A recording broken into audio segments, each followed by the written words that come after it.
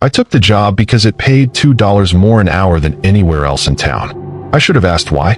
The place was called Ironview Self-Storage, out on the edge of the industrial park where the streetlights stopped working sometime around 2015 and nobody ever fixed them. 3 rows of units, a small guard shack with a space heater that barely worked, and me, alone from 10 p.m. to 6 a.m., 5 nights a week. Before I continue, if you enjoy true scary stories, don't forget to subscribe, leave a like, and comment where you're listening from. Now, back to the story. The first few weeks were fine. Boring, even. I do my rounds every 2 hours, check the gate log, watch old movies on my phone in between. The manager who trained me, an older guy named Walt, told me the job was simple. Walk the rows, check the locks, don't overthink the noises.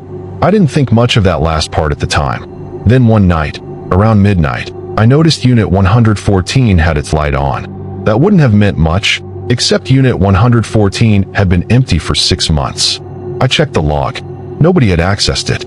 I should have left it alone. I wish that was the strangest part. I walked over anyway. The light was on, humming behind the metal door, and I could hear something shifting inside. Slow, dragging, like furniture being pushed across concrete. I knocked. Nothing answered. I called out.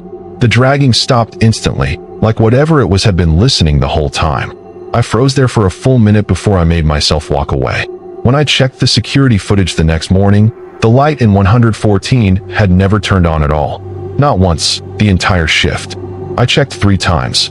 I told Walt about it the next week, expecting him to laugh it off. Instead, his face went still, and he just said, "Yeah, that unit does that sometimes." He said it like it was routine. Like it had happened to the guy before me too. That's when I noticed something else. The gate log had a gap. Every few months, there was a stretch of missing entries, always around the same unit number. I asked Walt about it directly. He wouldn't answer. He just told me to take my break early that night.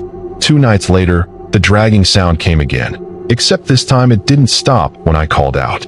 It got louder, closer to the door, like it was pulling itself toward the gap at the bottom. I didn't wait to see what happened next. I left my flashlight behind and didn't come back for it. I quit the following week. I never found out what was actually inside Unit 114, and I've stopped wondering. Some nights I still think about that dragging sound, and I hope whatever it belonged to is still exactly where I left it. I've worked overnight security for almost 8 years, but nothing prepared me for the 6 months I spent at Cold Harbor Storage. It was a bigger facility, climate-controlled, for floors, the kind of place people rent when they're storing something they don't want anyone to find. I worked the front desk most nights, watching 16 camera feeds on a wall of monitors that never stopped humming. It was quiet work, the kind where you learn every sound the building makes just to tell the normal ones from the ones that don't belong. That's when I noticed something. Camera 9, 3rd floor, hallway B. It kept glitching at exactly 3:13 a.m. every single night. Same time, same static burst, lasting almost 10 seconds. I checked the system logs. No malfunction on record. No maintenance issue. Just that one camera, at that one time, every single night without fail. I wish I hadn't looked into it further, but curiosity got the better of me. One night I stayed on that camera on purpose, waiting for 3:13. When it hit, the static rolled in like always, but this time, right as the picture cleared, I saw a figure standing at the far end of hallway B. Just standing there, not moving, facing the camera directly, like it knew exactly where the lens was. I grabbed my radio and walked up there myself, heart pounding the entire way. The hallway was empty when I arrived. Completely empty. No footsteps, no doors open, nothing.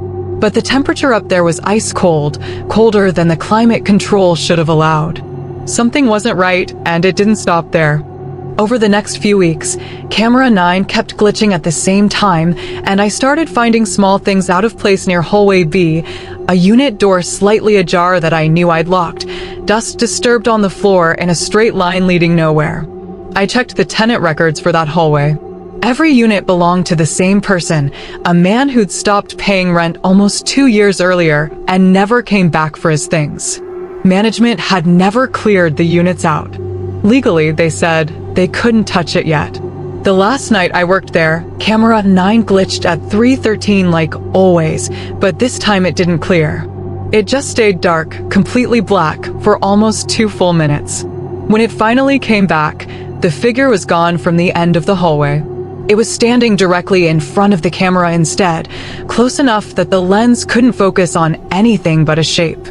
I didn't go check that time. I sat at the desk until sunrise with every light in the building turned on, and I put in my transfer request the next morning. I never went back to that hallway again, and I still don't know what's in those units, or who that figure was waiting for. If you've experienced something strange or terrifying and would like your story featured in a future video, send it in. If you enjoyed tonight's stories, don't forget to like, subscribe, and turn on notifications. Stay safe, and I'll see you in the next one.